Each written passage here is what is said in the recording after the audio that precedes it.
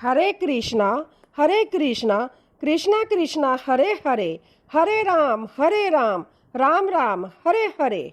हरे कृष्णा। राधे राधे दोस्तों, आप सभी को ज्येष्ठ मास के शुक्ल पक्ष की निर्जला एकादशी तिथि की हार्दिक शुभकामनाएं। आज की इस वीडियो में आप सुनेंगे निर्जला एकादशी व्रत की संपूर्ण कथा, साथ ही आप सुनेंगे एकादशी माता की कथा और एकादशी माता की आरती, क्योंकि एकादशी के दिन भगवान श्री विष्णु और महालक्ष्मी जी के साथ ही एकादशी माता की पूजा भी की जाती है और कथा भी सुनी जाती है। निर्जला एकादशी को भीमसेनी एकादशी के नाम से भी जाना जाता है और जैसा कि इस एकादशी के नाम से ही पता चलता है कि निर्जला अर्थात जल के बिना। वैसे तो सभी एकादशी व्रत में आप जल का सेवन करते ही होंगे, लेकिन ज्येष्ठ मास के शुक्ल पक्ष की जो निर्जला एकादशी है, इसमें जल की एक बूंद भी ग्रहण नहीं की जाती। इसी कारण इस व्रत को निर्जला एकादशी के नाम से जाना जाता है। साल भर में पड़ने वाली सभी प्रमुख एकादशियों में से सबसे बड़ी एकादशी इसे माना जाता है। जो व्यक्ति अपने जीवन में एक बार भी एकादशी का व्रत ना रख पाए हो, अगर साल में एक बार आने वाली इस निर्जला एकादशी का व्रत सच्चे मन से श्रद्धा के साथ रखे तो उनके जन्म जन्मांतरों के पापों का नाश हो जाता है और अंत में मोक्ष की भी प्राप्ति होती है। निर्जला एकादशी की दुर्लभ कथा अब सुनिए। निर्जला एकादशी की बड़ी ही दुर्लभ कथा। पुरानी कथा के अनुसार श्री सूत जी महाराज शौनकादि ऋषियों को कथा सुनाते हुए कहने लगे, हे ऋषियों, अब सभी व्रत में सबसे श्रेष्ठ, सर्व एकादशियों में सबसे उत्तम निर्जला एकादशी की कथा भी सुनो। एक बार पांडव पुत्र भीमसेन ने वेद व्यास जी से पूछा, हे महाज्ञानी पितामह, मेरे चारों भाई युधिष्ठिर, अर्जुन, नकुल, सहदेव और मेरी माता कुंती तथा मेरी पत्नी द्रौपदी एकादशी के दिन कभी भी भोजन नहीं करते। वह मुझे भी सदा ऐसा ही करने को प्रेरित करते हैं। मैं उनसे कहता हूँ कि मुझसे तो भूख सहन नहीं होती। मैं दान और विधिवत भगवान श्री हरि की पूजा आराधना करूँगा, सो कृपया कर मुझे ऐसा कोई उपाय बताइए मुनिवर की उपवास किए बिना ही मुझे एकादशी व्रत का पूर्ण फल प्राप्त हो सके। तो व्यास जी बोले, हे भीमसेन, अगर तुम नरक को बुरा और स्वर्ग को अच्छा समझते हो और अंत में मोक्ष की कामना भी रखते हो, तो दोनों पक्षों की एकादशियों को भोजन मत करो। व्यास जी की बात को सुनकर भीमसेन ने फिर से निवेदन किया, हे महामुनि, जो कुछ भी मैं कहता हूँ उसे आप सुनिए। यदि दिन में एक बार भी भोजन मुझे ना मिले तो मैं नहीं रह पाता, तो ऐसी स्थिति में मैं कैसे उपवास करूं? मेरे उदर में वृक्क नामक अग्नि का वास है और बहुत सारा भोजन करने से ही मेरी भूख भी शांत होती है। मुनिवर, आप कृपा करके कोई ऐसा व्रत बताइए जिससे विधि पूर्वक करके मैं स्वर्ग को प्राप्त कर सकूं। वह निश्चय ही करके मुझसे कहिए, जिससे मेरा भी कल्याण हो सके। भीमसेन की परेशानी समझकर व्यास जी कहने लगे, भीमसेन, मनुष्य के लिए सर्वोत्तम वेद का धर्म है, किंतु कल युग में भी उस धर्म पर चलने की शक्ति किसी में नहीं है। इसीलिए थोड़े धन और थोड़े कष्ट से होने वाला बहुत सरल उपाय, जो कि पुराणों में भी लिखा है, मैं तुम्हें बताता हूँ। ध्यान से सुनो। दोनों पक्षों की एकादशियों में जो मनुष्य भोजन नहीं करते, वह कभी नरक को नहीं जाते। इन वचनों को सुनकर महाबली भीमसेन पहले तो पीपल के पत्ते की तरह कांपने लगे, फिर डरते हुए बोले, हे पितामह, मैं उपवास करने में बिल्कुल असमर्थ हूँ। इसीलिए हे प्रभु, निश्चय करके बहुत फल देने वाला एक ही व्रत मुझसे बताइए। तो व्यास जी फिर बोले, हे भीमसेन, वृष मिथुन राशि के सूर्य में स्थित होने पर ज्येष्ठ मास में शुक्ल पक्ष में जो एकादशी होती है, उसका जतन पूर्वक निर्जला व्रत करना उचित होगा। स्नान और आचमन करने से जलपान वर्जित, केवल एक घूंट जल से आचमन करें। अधिक पीने से व्रत खंडित हो जाता है। एकादशी के सूर्य उदय से लेकर द्वादशी के सूर्य उदय तक जल ग्रहण ना करे और ना ही भोजन करे, तो बिना परिश्रम ही सभी द्वादशी युक्त एकादशियों का फल प्राप्त हो जाता है। द्वादशी को प्रांतः काल स्नान करके स्वर्ण और जल ब्राह्मण को दान करे, फिर ब्राह्मण सहित संभ्यावी भोजन करे। हे भीमसेन, इस विधि से व्रत करने से जो फल मिलता है वह सुनो। सारे वर्ष में जो एकादशियां आती है उन सभी का फल निसंदेह केवल इस निर्जला एकादशी के व्रत से प्राप्त हो जाता है। शंख चक्कर गदाधारी भगवान श्री विष्णु संभय मुझसे जे कहते हैं कि सब कुछ त्याग करके और मेरी शरण में आ जाओ। और सुनो भीमसेन, एकादशी का व्रत निर्हार करने से मनुष्य सभी पापों से मुक्त हो जाता है। सभी प्रकार के तीर्थ और सभी प्रकार के दानों में जो फल प्राप्त होता है वह सब इस एकादशी के व्रत से ही प्राप्त हो जाता है। कल युग में दान देने से भी ऐसी सदगति नहीं होती। अधिक क्या कहूँ भीमसेन, ज्येष्ठ मास के शुक्ल पक्ष की एकादशी को जल और भोजन ना करें। हे बरकोदर, इस एक व्रत से जो फल मिलता है उसे सुनो। सब एकादशी व्रत से जो धन धान्य और आयु आरोग्यता आदि की वृद्धि होती है वह सब फल निसंदेह इस एकादशी के व्रत से प्राप्त हो जाते हैं। हे नरसिंह भीम, मैं तुमसे सत्य कहता हूँ कि इसके करने से अति भयंकर काले पीले रंग वाले जमदूत, ब्याज देने वाले दंड और फांसी सहित उस मनुष्य के पास कभी नहीं आते, बल्कि भगवान विष्णु के देवदूत उन्हें आकाश में स्वर्ग लोक को लेकर जाते हैं। तब इस प्रकार वेद व्यास जी के कहने पर भीमसेन ने भी इस एकादशी का व्रत किया था, जिसके कारण इस एकादशी का नाम भीमसेनी एकादशी पड़ गया। निर्जला एकादशी के दिन निर्जल व्रत रखते हुए शेष शय्या रूप में भगवान विष्णु की आराधना का विशेष महत्व माना गया है। इस दिन जलपान निषेध होता है। फिर भी इस व्रत में फलाहार करने के बाद दूध पिया जा सकता है। जो लोग इस दिन निर्जल व्रत नहीं रख सकते, यह नियम केवल उन लोगों के लिए है। इस एकादशी का व्रत करने के बाद द्वादशी तिथि को शुभ मुहूर्त में उठकर स्नान कर ब्राह्मण को भोजन कर दान दक्षिणा देनी चाहिए। और इस एकादशी के दिन अपनी शक्ति और सामर्थ्य के अनुसार ब्राह्मणों को अनाज, वस्त्र, छतरी, फल, जल से भरे कलश, जासुराही और दक्षिणा देने का विधान है। सभी लोग मिट्टी के घड़े का, जासुराहियों का, पंखों का, अनाज का दान तो करते ही है, साथ ही इस दिन मीठी शरबत की प्याऊ भी लगवाते हैं और लोगों को पानी भी पिलाकर पुण्य कमाते हैं। एकादशी माता की कथा। अब सुनिए एकादशी माता की कथा। एक बार एक राज्य में एक राजा रहा करता था। राजा बहुत ही बुद्धिमान और बलशाली था। राजा सदा ही अपनी प्रजा का बहुत अच्छे से ध्यान रखता था। प्रजा भी राजा को बहुत पसंद करती थी। राजा की 2 बेटियां थी। राजा अपनी दोनों बेटियों से बहुत प्रेम करता था। राजा की छोटी बेटी देखने में बहुत सुंदर और आकर्षित थी और राजा की बड़ी बेटी छोटी बेटी के मुकाबले थोड़ी कम सुंदर थी। राजा की छोटी बेटी माता की पूजा किया करती थी और सभी लोग राजा की छोटी बेटी से बहुत प्रेम करते थे और बहुत प्रशंसा किया करते थे। राजा भी अपनी छोटी बेटी को बड़ी बेटी से अधिक प्रेम करता था, जिसके कारण राजा की बड़ी बेटी को अपनी छोटी बहन से बहुत नफरत होने लगी थी।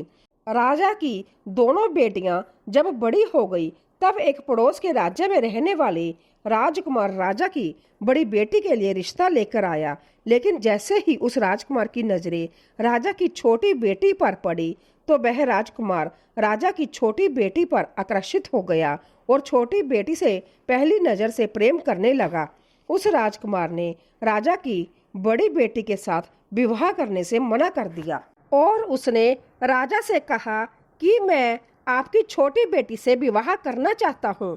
यह सब देखकर राजा की बड़ी बेटी अपनी छोटी बहन से बहुत क्रोधित हो गई और राजा की बड़ी बेटी ने अपनी छोटी बहन को अपना सबसे बड़ा दुश्मन मान लिया। राजा की बड़ी बेटी ने अपनी छोटी बहन से बदला लेने का निर्णय किया। राजा की बड़ी बेटी ने अपनी छोटी बहन को जान से मारने का उपाय सोचा। राजा की बड़ी बेटी ने अपनी छोटी बहन को मारने के लिए सबसे पहले एक लड्डू में जहर मिलाकर अपनी छोटी बहन को दे दिया और उसको लड्डू खाने के लिए कहा। लेकिन लड्डू खाने के बाद भी छोटी बहन को कुछ भी नहीं हुआ। बड़ी बहन यह देखकर बहुत आश्चर्यचकित हो गई, लेकिन बड़ी बहन ने हार नहीं मानी। जब उसकी छोटी बहन रात में कमरे में सो रही थी, तब उसने एक मटके में सांप रखकर उसके कमरे में छोड़ दिया, लेकिन सांप भी छोटी बहन का कुछ नहीं कर पाया। जिसके बाद बड़ी बहन ने अपनी छोटी बहन से कहा कि चलो हम लोग कुएं में से पानी भरकर लाते हैं। जिसके लिए वह अपनी छोटी बहन को पानी भरने के बहाने कुएं के पास ले गई और उसने अपनी छोटी बहन को कुएं में धक्का दे दिया। लेकिन छोटी बहन को तब भी कुछ नहीं हुआ, क्योंकि हर बार ग्यारस माता उसकी रक्षा कर रही थी। और उधर बड़ी बहन अपने सारे प्रयास के बाद भी असफल हो रही थी, जिससे वह बहुत क्रोधित हो गई। और फिर उसने अपनी छोटी बहन के पास जाकर उससे प्रश्न किया कि मेरी छोटी बहन, क्या तुमको पता है कि भगवान ने सबको मृत्यु एक निश्चित समय पर लिखी हुई है, और कैसे तुम्हारी जब मेरी मृत्यु होगी, क्या यह तुम जानती हो? तब छोटी बहन ने अपनी बहन को बताया कि हाँ दीदी, मैं तो जानती हूँ मेरी मृत्यु कैसे होगी। छोटी बहन से यह सब बातें सुनकर बड़ी बहन मन ही मन बहुत प्रसन्न होने लगी और उसने अपनी छोटी बहन से कहा कि तो मुझे अपनी मृत्यु का राज बताओ। तब छोटी बहन ने अपनी बड़ी बहन से कहा कि मेरी मृत्यु तो एक तोते में है, जो तोते के गले में एक हार है, उससे मेरी मृत्यु होगी। जब तक कोई भी व्यक्ति तोते को मारकर उस हार को अपने गले में पहनेगा तो मैं मूर्छित हो जाऊंगी, और जैसे ही उस हार को अपने गले से उतारेगा तो मैं वापस से जीवित हो जाऊंगी। अपनी छोटी बहन की मृत्यु का राज जानकर बड़ी बहन बहुत खुश हुई और उसने अपनी छोटी बहन को मारने के लिए उसके पालतू तोते को ढूंढना शुरू कर दिया।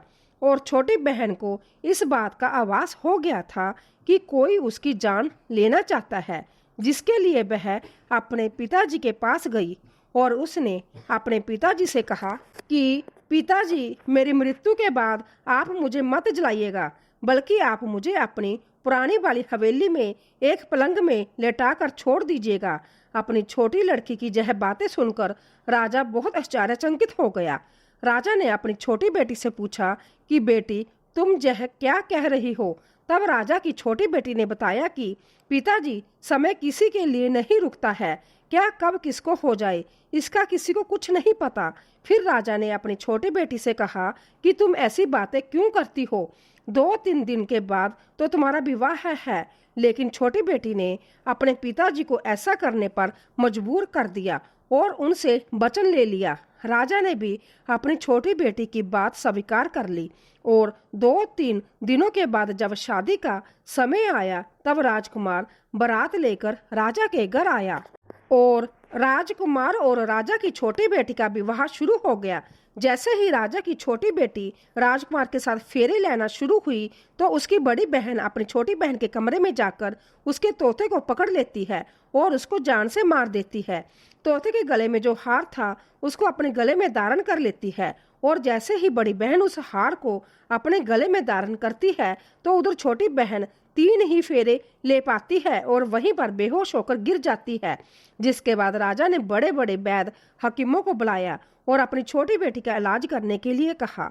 राजा की बात सुनकर जब वैद्य ने छोटी बेटी को देखा, तो राजा को बताया कि आपकी छोटी बेटी ना तो जीवित है और ना ही मरी हुई है, ऐसा मैं पहली बार देख रहा हूँ। राजा ने वैद्य और हकीम को यह बात बाहर बताने से मना कर दिया और उनको कहा कि अगर तुमने यह बात किसी को बाहर बताई तो हम तुमको फांसी दे देंगे। राजा ने अपनी छोटी बेटी को पुराने महल में जाकर एक पलंग में लेटा दिया और वहां पर कुछ सैनिकों को तैनात कर दिया। इसके बाद राजा वापिस अपने महल पर आ गया। राजा की बड़ी बेटी अपने पिताजी के पास आई और कहने लगी कि पिताजी, अगर यह शादी संपन्न नहीं हुई तो आपकी इज्जत का क्या होगा? आप कहें तो मैं आपकी इज्जत बचाने के लिए राजकुमार से शादी करने के लिए तैयार हूँ। जिसके बाद राजा ने अपनी बड़ी बेटी की बात मान ली और राजा ने बड़ी बेटी को छोटी बेटी के कपड़े पहनाकर मंडप में भेज दिया। लेकिन राजकुमार यह जान गया कि यह राजा की छोटी बेटी नहीं है, बल्कि यह राजा की बड़ी बेटी है। लेकिन जब राजकुमार ने शादी करने से मना किया, तो सभी लोगों ने राजकुमार को बेबस करके राजा की बड़ी बेटी से बचे हुए फेरों को संपन्न करा दिया और विवाह संपन्न हुआ। जिसके बाद राजकुमार राजा की बड़ी बेटी को अपने महल में ले गया। विवाह होने के बाद राजकुमार उससे ना तो बात करता था, ना उसे पसंद करता था और ना ही उसके आसपास भटकता था। और राजकुमार ने यह फैसला लिया था कि वह अपनी प्रेमिका को ढूंढ कर रहेगा और यह जानकर रहेगा कि उसके साथ क्या हुआ है। एक दिन राजकुमार अपने घोड़े पर सवार होकर राजा के पुराने महल के पास पहुंचा, जहां पर उसने कुछ सैनिकों को देखा। महल के पास पहुंचकर राजकुमार ने जब महल को ध्यान से देखा तो वह समझ गया कि यह तो हमारे ससुर जी का महल है। तब राजकुमार ने सैनिकों से पूछा कि तुम लोग जहाँ क्या कर रहे हो और इस महल के अंदर उस पलंग में कौन लेटा है। जिसके बाद सैनिकों ने बताया कि जहाँ पर राजा की छोटी बेटी लेटी है। यह सुनकर राजकुमार बहुत प्रसन्न हो गया और वह तुरंत अपनी प्रेमिका के पास पहुंच गया और उसकी सेवा करने लगा। जैसे ही रात हुई तो राजा की छोटी बेटी उठकर खड़ी हो गई। राजकुमार यह देखकर बहुत खुश हो गया और उसने अपनी प्रेमिका से पूछा कि तुम जहाँ क्या कर रही हो, तुम मेरे साथ मेरे घर चलो। राजा की छोटी बेटी ने राजकुमार को सारी बातें बता दी कि मेरी जान एक तोते में बसती थी और मैंने यह बात सिर्फ अपनी बड़ी बहन को बताई थी और मुझे पता है कि उसने ही मुझे मारने का प्रयास किया है। उसके पास एक हार है जिसको वह सुबह पहन लेती है और रात को उतार देती है। जब तक वो हार को पहन कर रखती है तब तक मैं मूर्छित रहती हूँ और जैसे ही वो हार को उतार देती है तो मैं जीवित हो जाती हूँ। और जब तक मेरी बड़ी बहन के पास वो हार रहेगा तब तक मैं ऐसे ही जीवित और मूर्छित होती रहूंगी। अगर मेरी बड़ी बहन के पास जो हार है वो मेरे हाथ लग जाए तो मैं हमेशा के लिए जीवित हो जाऊंगी। राजकुमार यह सब बातें सुनकर राजा की छोटी बेटी के पास रहने का निर्णय ले लेता है और उसने अपने बचे हुए सारे फेरे उस पलंग में लेटी हुई राजकुमार की छोटी बेटी के साथ ले लिए और अपना विवाह पूर्ण कर लिया और वहीं पर वो रहने लगा। देखते देखते कुछ समय में राजा की छोटी बेटी और राजकुमार की पत्नी गर्भवती हो गई। एक दिन राजकुमार को किसी काम से बाहर जाना पड़ा। तब छोटी बहन के पेट में बहुत तेज से दर्द होने लगा, जिसके बाद उसने माता का आह्वान किया। जिसके बाद वहां माता प्रकट हुई और उन्होंने अपने भक्तों के दर्द को दूर किया और एक पुत्र की प्राप्ति करवाई। और वहीं पर अचानक से राजकुमार भी आ गया। राजकुमार ने ग्यारस माता को देखा तो वह आश्चर्यचकित हो गया और उसने तुरंत ग्यारस माता को प्रणाम किया। और ग्यारस माता ने राजकुमार से कहा, जब तुम्हारा पुत्र 5 वर्ष का हो जाए तो तुम आकर अपनी पत्नी का हार इसके गले में डाल देना। और देखते देखते राजकुमार और राजा की छोटी बेटी का पुत्र 5 वर्ष का हो जाता है। तो राजकुमार अपने बेटे से कहता है कि बेटा, मैं कुछ काम से बाहर जा रहा हूँ, तुम अपनी माता का ध्यान रखना। और वहां से चला जाता है। राजा को बाहर निकलता देखकर बड़ी बहन के सैनिक देख लेते हैं और बड़ी बहन को जाकर सारी बातें बता देते हैं। जिसके बाद बड़ी बहन अपनी छोटी बहन के पुत्र को वहां से उठवा लेती है और उसको मरवा देती है। छोटी बेटी के पुत्र के 2 टुकड़े करवा देती है। पहला टुकड़ा चक्के के पास छुपा देती है और दूसरा टुकड़ा अपने पलंग के नीचे रख लेती है। अब ग्यारस माता भिखारी का रूप लेकर आती है और एक भिखारी का रूप रखकर बड़ी बहन के पास चली जाती है। जिसके बाद वहां पर भिक्षा मांगने लगती है तो बड़ी बहन अपने नौकरों से कहती है कि जाकर भिक्षा दे दो। लेकिन जैसे ही नौकर ग्यारस माता को भिक्षा देने के लिए आते हैं तो माता उन्हें मना कर देती है और कहती है कि मैं तुम्हारी महारानी से ही भिक्षा लूंगी। जिसके बाद बड़ी बहन संध्या ही भिक्षा देने के लिए माता के पास आती है। तब माता एक बिल्ली का रूप लेकर उसके कमरे में चली जाती है और वहां पर छोटी बेटी के पुत्र के 2 टुकड़े को आपस में जोड़ देती है और उसे जीवित कर देती है।